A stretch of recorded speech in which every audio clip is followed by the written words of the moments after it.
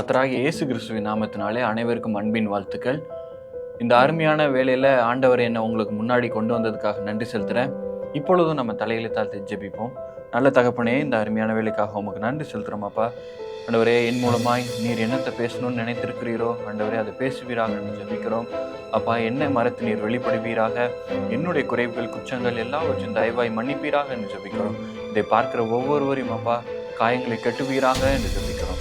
அப்பா, அவங்க வாழ்க்கையில் ஒரு பெரிய அற்புதத்தை செய்யும் இயேசுவின் நாமத்தினால் ஜெபிக்கிறோம் நல்ல பிதாவே, ஆமென். இன்னைக்கும் நம்ம சில காரியங்களை பற்றி பார்க்க போகிறோம். சில காரியங்கள்னு சொல்கிறத விட சில கேரக்டரை பற்றி பார்க்கலாம்.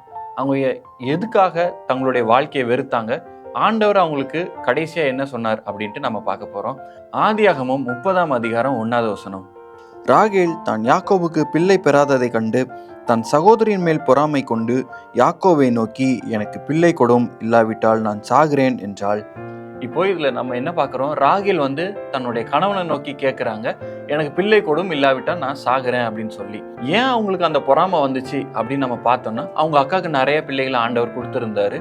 அதனால இவங்க மலடியாக இருக்கிறதுனால இவங்களுக்கு என்ன இதாயிருச்சு, பொறாம வந்ததுனால நான் சாகுறேன், இல்லாட்டி எனக்கு பிள்ளை கொடுங்க அப்படின்னோடனே யாக்கோபு என்ன பதில் சொல்றாரு அப்படின்னா, நான் தேவன் அல்லவோ உன்னுடைய கற்பத்தின் கனியை அழைச்சி வச்சிருக்காரு அப்படின்ட்டு அவர் சொல்றாரு. மனுஷனால கூடாத காரியங்கள் எல்லாவற்றும் தேவனால செய்ய முடியும்.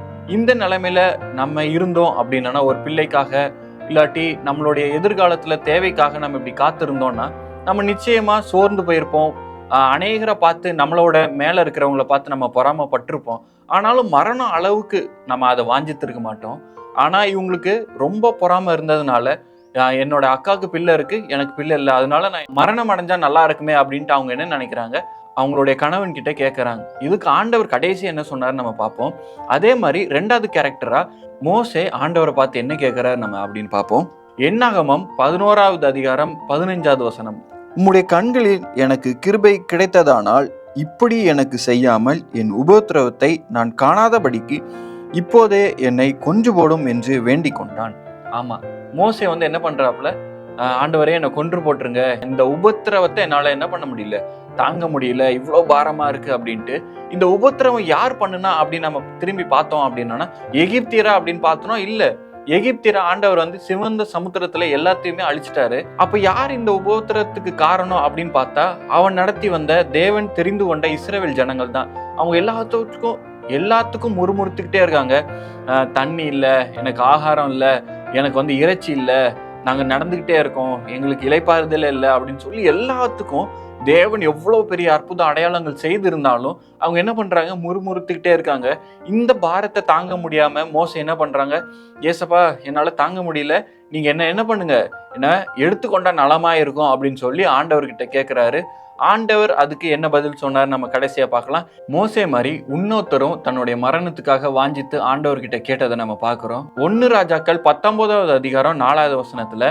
எலியா கர்மேல் பர்வதத்துல அநேக பாகால் தீர்க்கதரிசிகளை எல்லாரையும் கொண்டு முடிச்சுட்டு அவங்க எல்லாத்தையும் அற்புத அடையாளங்களா ஆண்டவர் செய்தது எல்லாவற்றையும் இஸ்ரவேல் மக்களுக்கு பிரத்யட்சமான காட்சியை காண்பிச்சுட்டு இருக்கிற நேரத்துல ஏசபேல் என்ன சொல்றாங்க, என்னுடைய தீர்க்கதரிசிகளுக்கு செய்தது போல நாளைக்கு இந்நேரத்துல உன்னுடைய தலையை நான் எடுத்து போட்டுருவேன் அப்படின்னு சொன்ன உடனே அவரு ஒரு பெண்ணுடைய வார்த்தைக்கு கேட்டு தேவனுடைய மனுஷன் என்ன பண்றாரு, ஓடி பயந்து போய் வனாந்திரத்துக்குள்ள ஓடி போய் ஒளிஞ்சுக்கிறாரு. அவரு அப்படி என்ன கேட்டாரு அப்படின்னு நம்ம பார்க்கிறோம்னா, 1 ராஜாக்கள் 19:4. அவன் வனாந்திரத்தில் ஒரு நாள் பிரயாணமாய் போய் ஒரு சூறை செடியின் கீழ் உட்கார்ந்து தான் சாக வேண்டும் என்று கோரி, போதும் கர்த்தாவே, என் ஆத்துமாவை எடுத்துக்கொள்ளும், நான் என் பிதாக்களை பார்க்கிலும் நல்லவன் அல்ல என்று சொல்லி, போதும் கர்த்தாவே என் ஆத்துமாவை எடுத்துக்கொள்ளும், என்னுடைய பிதாக்களை காட்டிலும் நான் நல்லவன் அல்ல அப்படின்னு சொல்லி என்ன சொல்றாரு, இவர் ஜெபிக்கிறார். ஏன் அப்படின்னு சொன்னா, ஒரு பெண்ணுடைய வார்த்தைக்காக பயந்து போய், இதே மாதிரி நம்மளுடைய வாழ்க்கையில நம்மளும் அநேக காரியங்களுக்கு பயப்படுறதா இருக்கலாம். எதிர்காலத்தை நினைச்சு நம்மளுக்கு பயமா இருக்கலாம், கேள்விகள் இருக்கலாம். நம்மளுக்கு அதே மாதிரி இந்த வியாதினால ஐயோ இது அடுத்தது என்ன ஆகுமோ அப்படின்னு சொல்லி அநேக பயங்களோட நம்ம இருக்கலாம். அந்த பயத்துல நம்ம ஆண்டவர்கிட்ட நம்ம என்ன கேட்கலாம், மரணத்தை வாஞ்சிக்கலாம். ஆனாலும் தேவன் என்ன சொல்றாரு, நம்மள மரணத்துக்காக ஆண்டவர் என்ன பண்ணல, படைக்கல. நம்மளும் இதே மாதிரி அநேக காரியங்களுக்கு என்ன பண்ணலாம், பயந்து சரி நம்ம மரணிச்சா நல்லா இருக்குமே அப்படின்னு சொல்லி நினைக்கிறோம். எதிர்காலத்தை குறித்து பயம், வியாதியை குறித்து பயம், நம்ம இந்த பிசினஸ் ஆரம்பிச்சிருக்கோமே, இதை நம்ம ஸ்டார்ட் பண்ணியிருக்கோமே, இதை முடிப்போமா இல்ல சக்சஸ் ஆகுமா அப்படின்னு அநேக பயங்கள் இருக்கலாம். ஆனாலும் தேவன் நமக்கு பயப்படுறதுக்காக என்ன பண்ணல, படைக்கல. இவருக்கு என்ன சொன்னாரு அப்படின்னு சொல்லி நம்ம என்ன பண்ணலாம், கடைசியா பார்க்கலாம். அதே மாதிரி எலியா மாதிரியே இன்னொருத்தரும் தன்னுடைய வாழ்க்கையில மரணத்தை விரும்பின ஒரு ஆளை பத்தி நம்ம அடுத்தது பார்ப்போம்.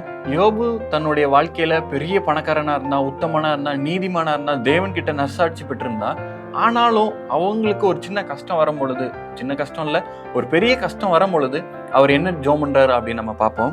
யோபு 6வது அதிகாரம் 9வது வசனம். தேவன் என்னை நொறுக்க சித்தமாகி தம்முடைய கையை நீட்டி என்னை துண்டித்து போட்டால் நலமாயிருக்கும். ஆமா, அவர் என்ன சொல்றாரு, தேவன் கையை நீட்டி அவரை துண்டித்து போட்டா நலமா இருக்கும் அப்படின்னு சொல்றாங்க. அதே மாதிரி இன்னொன்று வசனம் இருக்கு. யோபு 7வது அதிகாரம் 15வது வசனம்.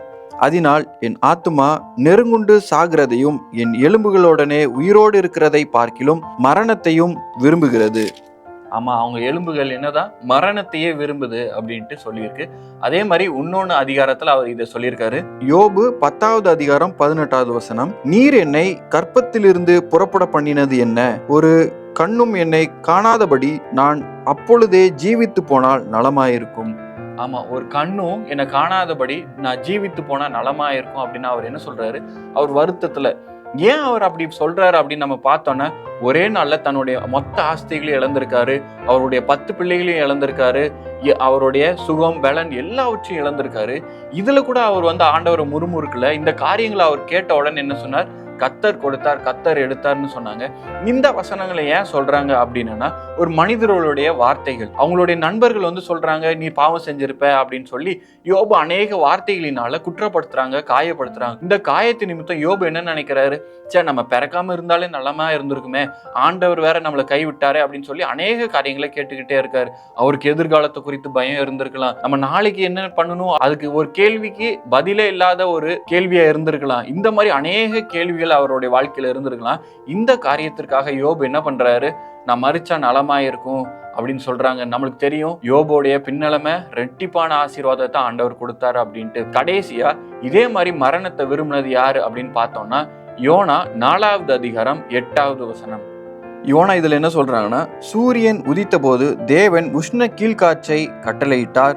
அப்பொழுது வெயில் யோனாவினுடைய தலையின் மேல் பட்டதினால் அவன் சோர்ந்து போய் தனக்குள்ளே சாவை விரும்பி, நான் உயிரோடு இருக்கிறதை பார்க்கிலும் சாகிறது நலமாயிருக்கும் என்றான். தேவன் வெயில் அனுப்புனதுனால என்ன பண்றாரு யோனா, நம்ம மரிச்சா நலமா இருக்கும் அப்படின்ட்டு.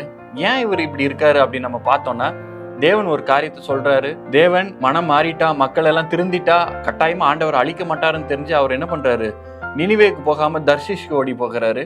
ஆண்டவர் அங்கிருந்து திருப்பி கூட்டிட்டு வந்தாரு. உடனே சரி ஆண்டவர் கூட்டிட்டு வந்துட்டாரு அப்படின்னு சொல்லி கடமுறைக்கு ஒரு வேலையை செய்யறாரு. ஆனாலும் அந்த மக்கள் என்ன பண்றாங்க, எல்லாருமே ரட்சிக்கப்பட்டுறாங்க. இவர் சொன்னது நடக்கலையே அப்படின்னு சொல்லி இவருக்கு ஒரு சோகம். இருந்தாலும் ஆண்டவர் அழிப்பார் அப்படின்னு சொல்லி அந்த தேசத்துக்கு விரோதமா ஒரு சின்ன குடிசையை போட்டு அங்க அழிக்கப்படும் அப்படின்னு சொல்லி அவர் பார்த்துக்கிட்டே இருக்காரு. ஆனா ஆண்டவர் அழிக்கவே இல்லை. அப்போ ஆண்டவர் அதுக்கு இவருக்கு நிழல் உண்டாக ஒரு செடியை உண்டாக்குறாரு. உண்டாக்குனோடனே அதுக்கு மேல ரொம்ப சந்தோஷப்படுறாரு. அடுத்த நாள் எல்லாமே போயிருது, நம்மளுக்கு எல்லாருக்குமே தெரியும். அப்போ இவர் மனசுக்குள்ள சோர்ந்து போய் என்ன பண்றாரு, நம்ம மரணத்தை ருசி பார்த்தா நலமாயிருக்குமே அப்படின்னு சொல்லி நினைக்கிறாங்க. நம்மளுடைய வாழ்க்கையில அதே மாதிரிதான் நம்ம நினைக்கிறோம். எதுக்கு நம்ம நினைக்கிறோம் அப்படின்னா, இவங்களை காட்டிலும் நான் என்ன பண்ணல, உயர்ந்தவனா இல்லை, நான் தாழ்ந்தவனா இருக்கேன். இவங்களை காட்டிலும் நான் பலசாலியா இல்லை, நான் பலவீனனா இருக்கேன். இவங்களை காட்டிலும் நான் அழகா இல்லை, நான் அசிங்கமா இருக்கேன் அப்படின்னு சொல்லி அநேக காரியங்கள், தேவையில்லாத காரியங்களை நம்ம என்ன பண்ணிக்கிறோம், நம்ம மனசுல கொண்டு நம்மளே சோர்வாக்கி நம்ம மரணிச்சா நலமா இருக்குமே அப்படின்ட்டு. ஆனா தேவன் நம்ம ஒவ்வொருவரையும் அவருடைய உள்ளங்கையில வரைந்து வச்சிருக்காரு. அவருடைய சாயலே நம்மளை சிருஷ்டித்திருக்காரு. இவ்வளவு பெரிய தேவனை நம்ம கத்தரா கொண்டு இருக்கோம். ஆனா நம்ம என்ன பண்றோம், ஒவ்வொரு சின்ன சின்ன காரியங்களும் நம்ம மறித்து போனா நலமாயிருக்குமே, எதுக்கு நாளைக்கு பார்க்கணும் அப்படின்னு சொல்லி நம்ம சோர்ந்து போறோம். இந்த சோர்வுகளை சாத்தான் தான் கொண்டு வர்றது, இதை தேவன் கொண்டு வர்றது இல்லை. நீங்க மத்தவங்களை பார்க்காதபடி நீங்க தேவனை பார்க்கும்படி உங்களுடைய கண்களை நேராக்குனீங்கன்னா நிச்சயமா ஆண்டவர் பதில் தருவார். இந்த 5 பேருக்கும் ஆண்டவர் கடைசியா என்ன சொன்னார் அப்படின்னா, எசேக்கியேல் 16வது அதிகாரம் 6வது வசனம். நான் உன் அருகே கடந்து போகும்போது மிதிக்கப்படுவதற்கு ஏதுவாய் நீ உன் இரத்தத்தில் கிடக்கிறதை கண்டு உன் இரத்தத்தில் கிடக்கிற உன்னை பார்த்து பிழைத்திரு என்றேன். ஆம், உன் இரத்தத்தில் கிடக்கிற உன்னை பார்த்து பிழைத்திரு என்று சொன்னேன். ஆண்டவர் நம்மள என்ன சொல்றாரு, உன்னுடைய ரத்தத்துல இருக்கும் போது நான் உன்னை பார்த்து என்ன சொன்னேன், பிழைத்திரு அப்படின்னு சொல்றேன். இதே கேரக்டரை எல்லாரையும் நம்ம பார்த்தோம் அப்படின்னு சொன்னோன்னா, ராகேலுக்கு ஆண்டவர் 2 ஆசீர்வாதமான பிள்ளைகளை கொடுத்தாங்க. அதே போல அடுத்தது மோசேவோட முடிவை நம்ம பார்த்தோம்னா இஸ்ரவேல் ஜனங்களை வெற்றிகரமா வழி நடத்தி கூட்டிட்டு போனாங்க.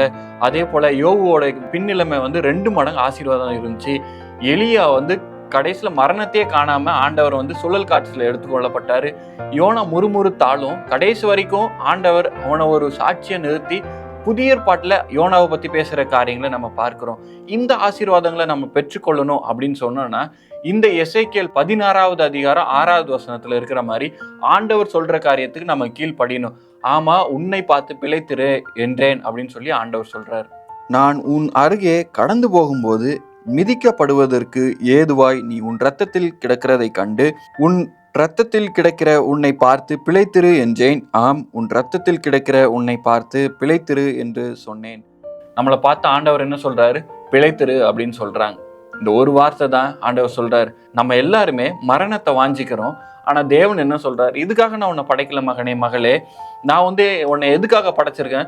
வாழ்ந்து சந்தோஷமா இருக்கிறதுக்காக படைச்சிருக்கேன். இந்த 5 கேரக்டர் நீங்க பாத்தீங்கன்னா, மலடியா இருந்தவங்களுக்கு ஆசீர்வாதம் கிடைக்குது, துக்கமா இருந்தவங்களுக்கு சந்தோஷம் கிடைக்குது, அதே போல கவலையா இருந்தவங்களுக்கு ஆறுதல் கிடைக்குது, வியாதியா இருந்தவங்களுக்கு சுகம் கிடைக்குது. இந்த காரியங்களுக்கு எல்லாவற்றுக்கும் அவங்க மரணத்தை விரும்பினாலும் ஆண்டவர் என்ன சொல்றாரு? காத்திரு, பிழைத்திரு, நான் உன்னை பாத்துக்கிறேன், நான் இவ்வளவு தூரம் உன்னை வழி நடத்தினேன், இனியும் வழி நடத்த வல்லவராய் இருக்கிறேன் அப்படின்னு சொல்லி என்ன பண்றாங்க? ஆண்டவர் நம்மோடு பேசுகிறார். இன்னைக்கும் உங்களுடைய வாழ்க்கையில யார் யாரெல்லாம் நம்ம மரித்து போன நலமா இருக்குமே, எதுக்கு நம்ம வாழ்றோம், யாருக்குமே உபயோகமே இல்லையே, நம்ம செய்யற காரியங்கள் எல்லாமே ஃபெயிலியர் ஆயிருது, நம்மளுக்கு எப்ப பார்த்தாலும் வியாதி வருது, நம்மளுக்கு குழந்தையே இல்லையே, நம்ம செய்யற எல்லாமே தோற்றுறோமே அப்படின்னு சொல்லி அநேக காரியங்கள் நம்ம மனசுல இருக்கலாம். ஆனா தேவன் உங்களையும் என்னையும் பார்த்து சொல்றாரு, பிழைத்திரு, நான் உனக்கு விடுதலை தருமே அப்படின்னு சொல்லி ஆண்டவர் சொல்றாரு. நம்ம வாழ்ந்து இருக்கும் போது ஆண்டவர் நம்மளை பார்த்து பிழைத்திருன்னு சொல்லல. நம்ம ரத்தத்துல, நம்ம அசிங்கமா, நம்ம எப்படி இருக்கிறோமோ அதே வண்ணத்துல ஆண்டவர் நம்மளை நேசிக்கிறார். அதனால நீங்களும் நானும் நிச்சயமா ஆண்டவருக்காக பிழைத்திருப்போம். அந்த ஒரு வார்த்தையை நீங்க நம்புங்க, கர்த்தர் நம்மளுக்கு ஆசீர்வாதத்தை தருவார், நம்மளை கடைசி வரைக்கும் வழி நடத்தி போவார் என்று நான் விசுவாசிக்கிறேன். உங்க மனதுல இருக்கிற மரண பயங்கள், மரண கேள்விகள் எல்லாவற்றுக்கும் ஆண்டவர் பதில் தருவார். நிச்சயமா மெய்யான தேவனாகிய இயேசப்பாவை நம்புங்க, அவரே நம்மளுக்கு எல்லாருக்கும் ஆறுதல் செய்வாராக. ஆமீன்.